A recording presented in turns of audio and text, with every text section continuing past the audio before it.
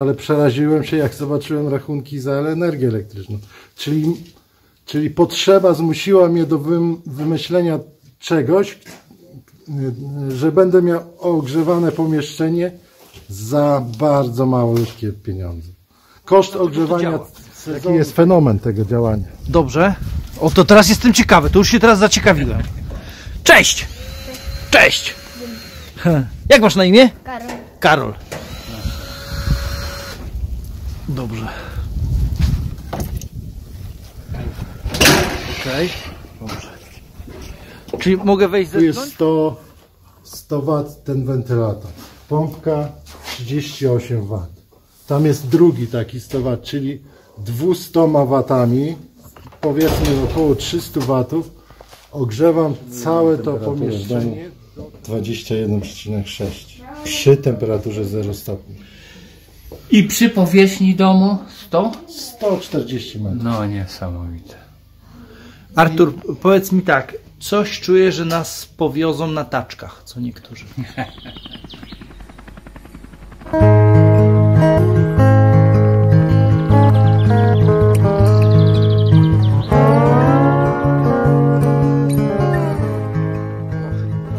Cześć, cześć, cześć. Słuchajcie, witam Was gorąco i serdecznie na kanale Dobry Projekt. Na naszym kanale zajmujemy się propagowaniem off-gridu, propagowaniem życia poza siecią. Słuchajcie, wieje, za moimi plecami, słuchajcie, jest wiatrak. A oprócz tego jeszcze w dzisiejszym odcinku, poza tym, że będziemy mówili o energii wiatru, to również słońca, ponieważ mamy dwie instalacje fotowoltaiczne plus wiatrak i to wszystko jest wykorzystywane do tego, żeby ogrzewać dom. A będziemy rozmawiali z Arturem. Witamy Edwarda.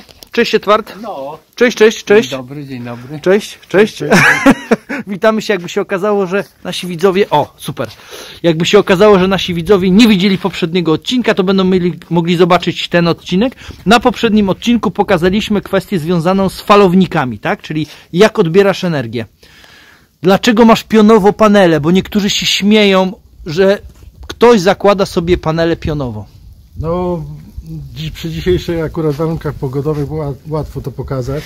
Te panele są czyściutkie, jakby to powiedzieć, jak łza. Tutaj nie ma nic na tym, a można zrobić ujęcie na to do góry. Moment. Że tamte są białe, tak? Bo masz drugi, jak gdyby drugi string jest u góry, no aha, faktycznie, dobrze, jest widać. Nie wiem, czy nasi widzowie to zerkną, zobaczą, ale myślę, że może się uda pokazać. Na dachu jest druga i tam jest 30 stopni, tak? A mi zależy korzystać z energii cały rok, nie tylko latem, bo ja jestem off-gridowcem i właśnie teraz potrzebuję tej energii do ogrzania domu. Najwięcej. Wszyscy potrzebują w I zimie. jeżeli sobie policzymy kąty przy tym kącie słońca, który jest zimą, to mimo, że one są ustawione pionowo, to są pod takim samym kątem zarówno te pionowe, jak i te u góry do słońca. Mhm. Proszę sobie to przeliczyć. To jest 5 kW tych płyt? Tak, 5,5. A, no proszę. Tu To jest co? akurat w tym momencie jest 11 kWp, czyli mamy 5,5 kW na dole i 5,5 kW u góry. I jeden i drugi string chodzi pod osobnym falownikiem, dzięki czemu mamy optymalizację tutaj odbioru tego. Tak. I teraz tak, słońce jeszcze jest Tak? zimą, czyli prostopadle pada na te panele, a na tamte u góry już nie ma kąta. Czyli te dłuższy dzień pracy mają. Okej, to co, idziemy do środka, teraz zobaczymy, tak? Co to jest w ogóle? Za pomocą tego jest ogrzewany dom. A co to jest? Moment. Okej. Nie wiem, czy słyszycie. Jak tutaj mocy? Okej.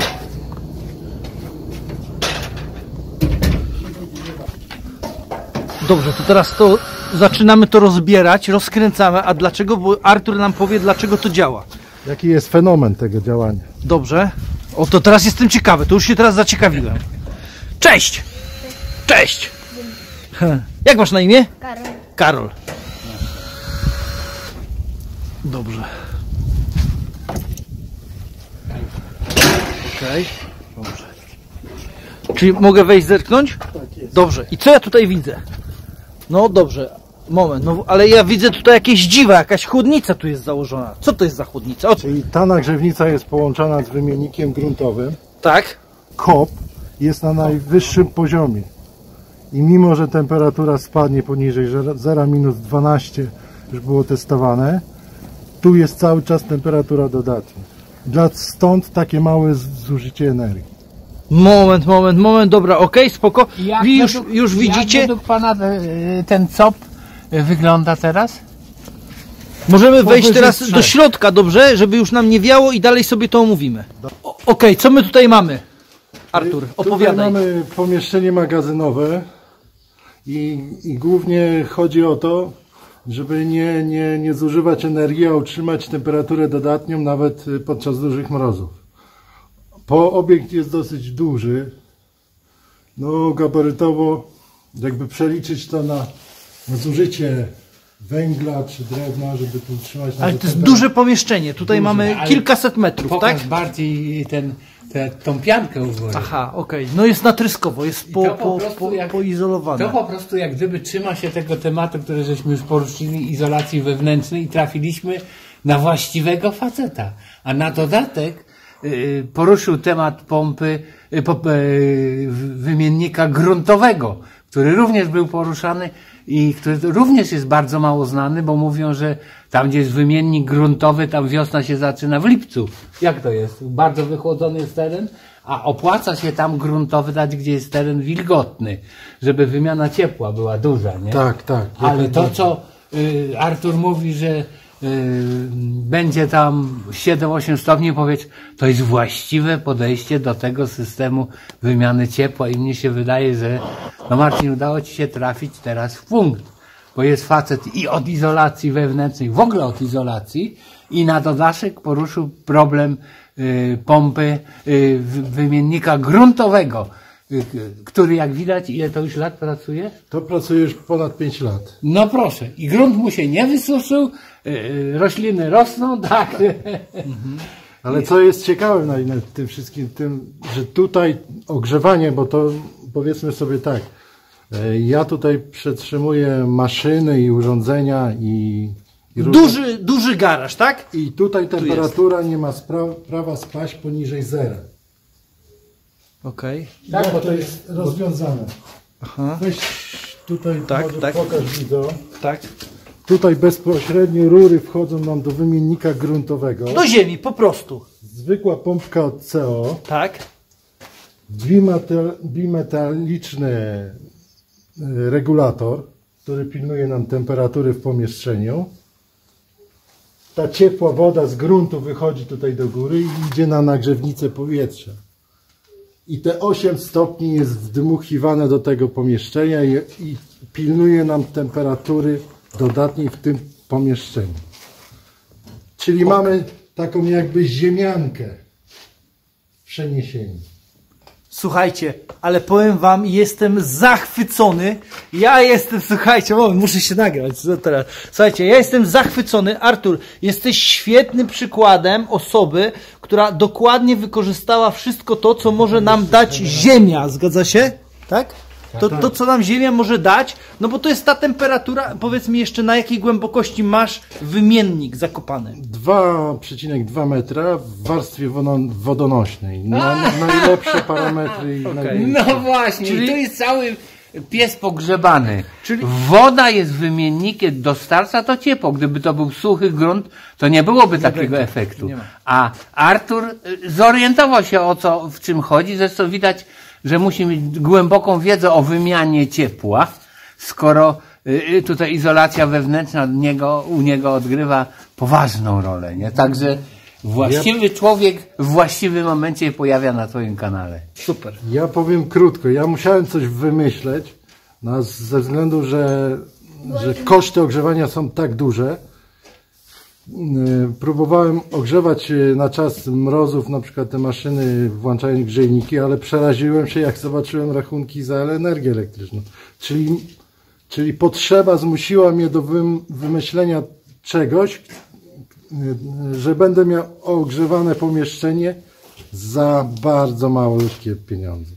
koszt ogrzewania sezonu tego urządzenia to jest, tu jest 100 W ten wentylator. Pompka 38 W. Tam jest drugi taki 100 W, czyli 200 W, powiedzmy około 300 W, ogrzewam całe to pomieszczenie do temperatury powyżej zera. Utrzymuję tutaj około 2-3 stopni. No i oczywiście to mogłoby być to wspaniałe oczywiście pomieszczenie na jakąś przechowalnię warzyw, owoców. Zarówno latem działa mi to również jako ochładzacz powietrza, czyli jeżeli wykonuję tu jakieś naprawy, przeglądy maszyn, włączam sobie ten wymiennik i mam taki Klimę. gruntową klimatyzację. A to rozumiem to jest dwuskładnikowy Tak, ale to poliuretan. możemy zrobić odcinek jeszcze. No bo to trzeba będzie obowiązkowo. Umówmy się tak, panowie. Ja cały czas od dłuższego czasu mówię, że najważniejszą rzeczą jest to wewnętrzna izolacja i rzucam takie hasło. Tak. Lepiej pilnować wilka w klatce niż grodzić las. Tak, to trzeba, słusznie tutaj pan powiedział, że bez izolacji budynku, bez bardzo dobrej izolacji budynku nie ma taniego ogrzewania. Nie rób nic. To nie ma żadnego sensu. Czyli tutaj jakbyśmy zaczęli się bawić w izolację zewnętrzną, te fundamenty i tak dalej, to nie dałoby rady tak zrobić jak izolacja wewnętrzna. To budowa wymiennika gruntowego, no to jest, jakby to powiedzieć, różne są metody. Można rurę poprowadzić prosto, można okręgi zwijać, można pętle zataczać. No to jest wachlarz opcji. Ale trzeba zachować pewne zasady. Najważniejsza zasada poniżej strefy przemarzania gruntu.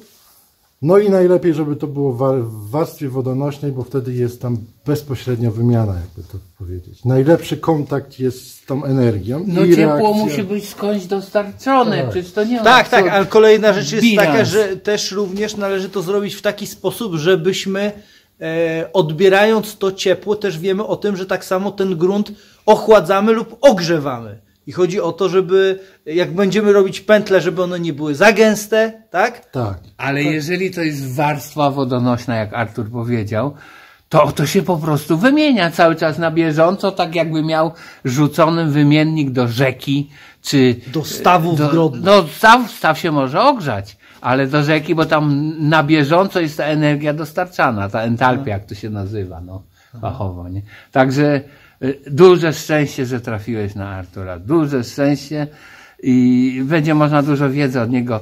Zresztą ja u siebie chcę pomieszczenie gospodarcze przeznaczyć na takie pomieszczenie dla ludzi, że tak powiem, dla gości. Natomiast cały czas się zastanawia nad izolacją wewnętrzną, czyli poliuretan 1 cm, 2 cm. Zresztą mamy na filmie pokazane, jaka jest delta T pomiędzy z przodu a tyłu, że tam jest 60 stopni, a z tyłu mamy na poliuretanie po 1 centymetrze, już mamy tylko 20 stopni. Dlatego chcę u siebie zrobić to poliuretanem płytami, ale myślę, że teraz mi się udało, bo będę znał fachowca od tego, nie będę musiał się bawić, tylko mi zrobi to wszystko dokładnie. Popatrzcie jeszcze raz na ten sufit. Zrobi mi wszystko dokładnie tak, że tam żadna kilowatogodzina mi nie ucieknie, nie? Okej, super. Powiedz mi teraz tak, pompka zwykła, normalna z CO, tak? Po prostu. tak, Tak? jak najbardziej. Pewnie ona jest ustawiona na trochę większą, szybszą moc. Na tak dalej. najmniejszą. Na najmniejszą? Na najmniejszą. Tylko tyle, żeby woda po prostu pracowała. Tak, i co tu jeszcze trzeba powiedzieć, że ten string daje nam tutaj ogrzewanie na to pomieszczenie i dodatkowo przelewowo przelatuje jeszcze tam rurami dalej Tak. i dogrzewa nam powietrze do pompy ciepła. Omów właśnie kwestię związaną z tym odnośnie tej pompy ciepła. Może To znaczy pójdźmy... klimatyzatora, bo to jakby tak. to się nazywało pompa ciepła, to by kosztowało pewnie z 20 000, a to nie kosztowało 20 000, tylko 5. I trzeba jedną rzecz pamiętać, że pompy ciepła mówi się, że ma 7 kW, 12 kW i tak dalej, ale te kilowaty idą na grzałkę, ale dopiero wtedy, jeżeli temperatura jest poniżej zera. Czyli jak już nie ma tej entalpii w tym powietrzu. A tutaj się okazuje, że nie doprowadza do sytuacji, w której powietrze ma poniżej Ale zera, jesteś czyli cały czas jest dodatnia. Jesteś zaskoczony. Nie, ja nie jestem, bo to tak mówi nauka, bo to tak może być, nie? Ja wiedziałem o tym, że po to się mówi, że pompa ciepła ma 12 kW, że jak przyjdzie mróz, to się wszystko wyłączy i od razu się włącza grzałka 12 kW i później się okazuje, że jest 200 kWh na dzień zużycie, nie? Dla mnie to nie jest żadne zaskoczenie, to jest potwierdzenie jak gdyby takich bilansowych rozumowań i energetycznych i no zresztą ja z ciepłem to mam cały czas do czynienia z wymianą ciepła, także fajnie, że są tacy ludzie, którzy to na roboczo wykorzystują. Bo my tutaj z panem Edwardem to nie jesteśmy tacy, jakby to powiedzieć, chwalipięci, co kręcą dużo odcinków, a nie ma efektu, nie ma... Wychodzi z lasu i opowiada, co on by zrobił z tym Co on wszystkim. by zrobił, ale nic nie A zrobił. nic nie zrobił. Nie, no okej, dobrze, znaczy my się rozumiemy tutaj doskonale, tak? Bo I to jest, funkcjonuje, działa i tutaj możecie to pomacać ręką i jest, działa. Tak jest. Dobra, to Okej. chyba starczy w tym odcinku. No, ale Z mała mam do 7 Okej, kilometrów, ale- aha, to bo teraz- praktycznie nic. Artur, powiedz mi, można by było, moment, czy jeszcze... Artur, może pytanie do Ciebie, powiedz mi właśnie, bo tutaj obserwujesz sobie co, jak gdyby co, czy wieje, czy nie wieje. Wieje tak, teraz? Tak, teraz to słabo wieje. Słabiutko, czyli w ogóle się nie porusza, czy porusza To się? znaczy ledwo się wiernik kręci przy takim wietrze. Mamy 6 km na godzinę wiatru. Dobrze, powiedz mi tak, ktoś chce kupić wiatrak i na co powinien zwrócić uwagę? Czy uważasz, że pierwsze co powinien sobie porobić pomiary, gdzie, co, jak i tak dalej, zanim to się jest decyduje? kluczowe. To jest kluczowe. Niech od tego zacznie. Tak, no i nie wszędzie da się postawić wiatrak. Mam dużo inną lokalizację i tam wiatrak po prostu ze względu bezpieczeństwa i może ze względu na hałas no raczej nie byłby mile widziany przez sąsiadów. Aha, okej. chociaż on na pewno nie przekracza 40 decybeli, bo w ogóle go nie było słychać. A jak jest szum przy wietrze tam do 10 metrów na sekundę, do 14, jak on optymalnie ma, no to ten szum zewnętrzny wytłumia całkowicie szum wiatraka, także ten wiatrak na pewno nie jest groźny i na pewno jest mniejszy nawet od pompy ciepła tej mocy. Bo pompa ciepła teraz zaczyna mieć problemy, bo sąsiad znaczy na moja nie sąsiada ma. rzuca. Aha, No, ja mówię o typowej Tak, pompie tak, ciepła, tak. nie tym. Że ona czym zimniej, tym głośniej chodzi, tak? potrafi mieć 40, przekraczać 40 decybeli, bo nawet były wyroki sądowe za dużą głośność i ktoś tam z sąsiadów musiał zredukować, nie? Aha. Okej. Artur, Co pytanie jest... tutaj ciekawe chcemy pokazać? Obalić następny mit, że pompą ciepła nie da się ogrzewać domu za pomocą grzejników.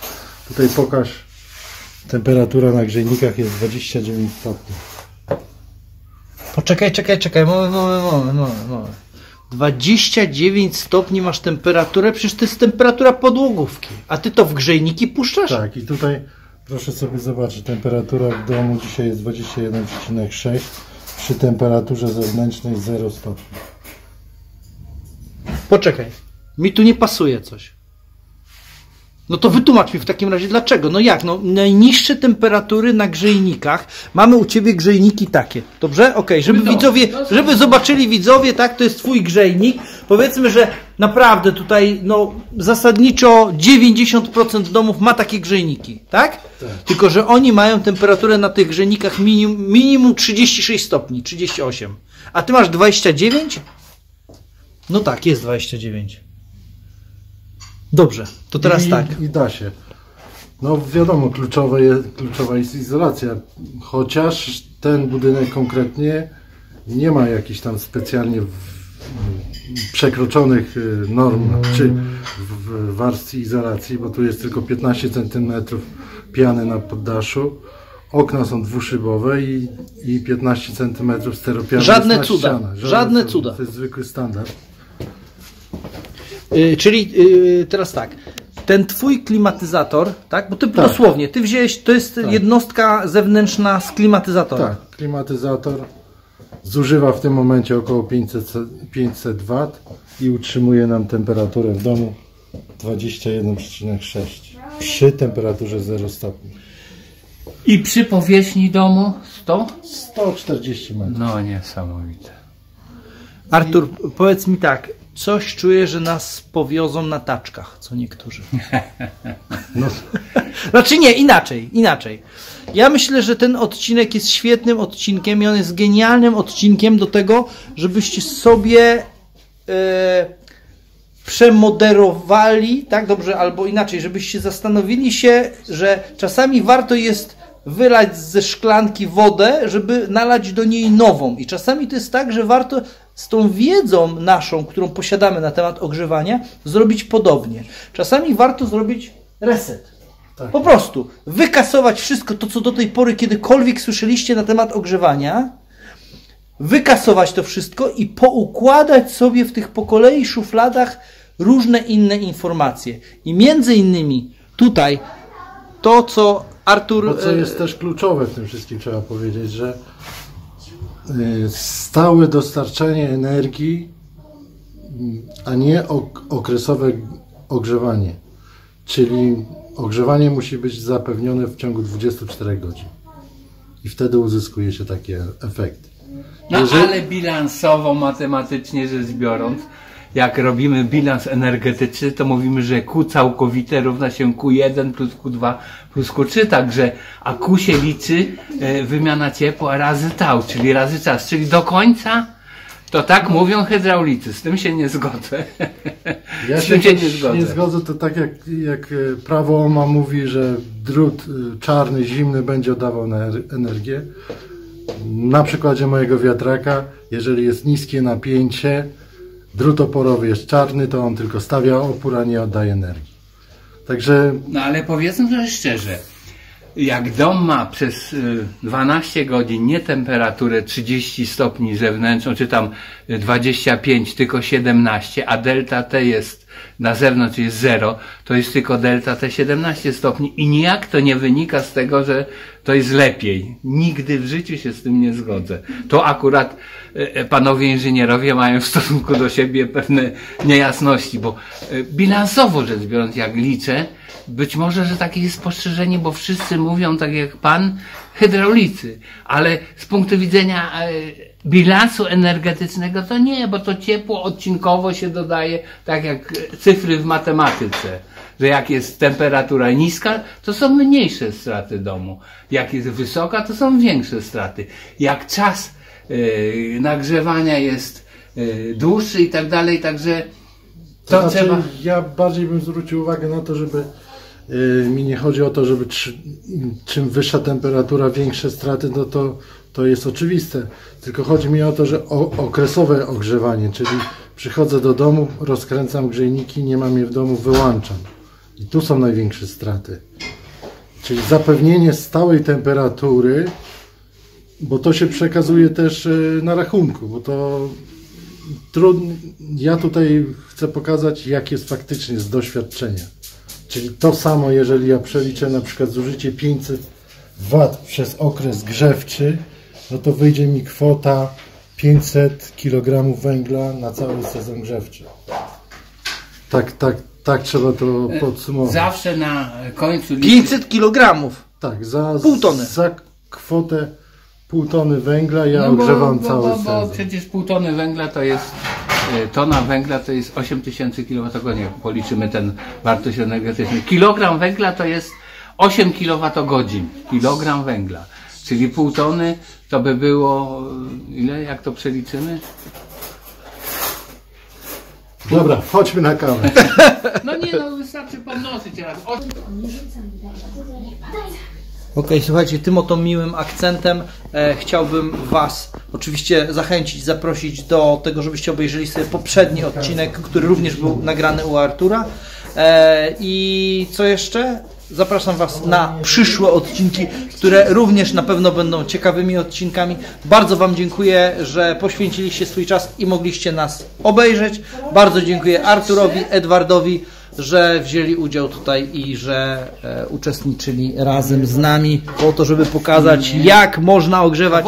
To jeszcze jako przerywnik tutaj w naszym filmie sobie wrzucimy. no nie jest to znicz, to jest taki T-light, tak? Podświetlamy. Artur jako fan energii wytłumaczy nam zasadę działania, jak możemy energię wyciągnąć z ciepła, tak można by było to określić? Przełożyć energię cieplną na energię mechaniczną w tym momencie. Pytanie takie, Artur, z wykształcenia, kim jesteś? Ja jestem inżynierem. Jestem inżynierem naftowym, jak powiedzieć. Skończyłem Akademię Górniczo-Hutniczą w Krakowie. Okej. Słuchajcie, zaczyna nam pracować, czyli ciepło uruchomiło nam silnik. Młody też będzie inżynierem. Dlaczego interesuję się tym silnikiem? No to jest, trzeba też ludziom powiedzieć, że to jest nic nowego. To jest technologia z 1812 roku i w jakiej ciemnocie trzymane jest społeczeństwo. Dlaczego ten silnik nie jest rozwijany? Skoro to jest akurat ten przykładowy model, to jest silnik typu gamma, który pracuje na bardzo niskiej różnicy temperatur. Na zimnej i na ciepłej. Ja tutaj trochę odsunę ten znicz, żeby nie spalić tej gąbeczki pod spodem. Ale dlaczego tym silnikiem się interesuje? Bo po prostu z naszej pompy ciepła wylatuje zimne powietrze. A ten silnik działa na dwóch biegunach, jakby powietrze zimne i gorące. Daje nam energię mechaniczną. Czyli jak już zużywamy energię do ogrzania domu, czyli wrzucamy ciepło z zewnątrz do budynku, a z budynku wyrzucamy to w postaci zimnego powietrza, no to możemy wykorzystać jako już jeden biegun do napędu silnika, a drugi podłączyć pod rekuperację na przykład. I mamy jeszcze odzysk energii z energii, którą już wkładamy do ocieplania domu. I dzięki tej energii mechanicznej możemy to przez prądnicę odzyskać i dzięki temu uzyskać prąd, a później prąd możemy wykorzystać do tego, żeby te pompki obiegowe, tak, wrzucić w akumulatory, w bank energii i później napędzić sobie te pompki obiegowe. Okej, super, fajnie. Bardzo dziękujemy Ci, że pokazałeś tutaj co niektórym naszym widzom, bo ja pomimo tego, że widziałem wielokrotnie gdzieś na jakichś materiałach na YouTubie, to też można wiem, pokazać jeszcze, jaki ten wspaniały ma ten silnik moment obrotowy, że tak? Że ciężko jest zatrzymać, tak? Że on mimo zatrzymywania cały czas ten tłok jest zasysany i wypychany. Cały czas ustawiam opór. Bo jeszcze to ciepłe powietrze w tym pojemniku jest. To znaczy tu dochodzi do przemiany. Ono jest chłodzone i ogrzewane w bardzo krótkim czasie. Następuje rozprężanie i zasysanie tego tłoka u góry, który wykonuje ten... Czyli zachęcamy dla osób, które się zainteresowały tematem, żeby zerknęły sobie i sprawdziły, na jakiej zasadzie działa silnik Stirlinga. Super.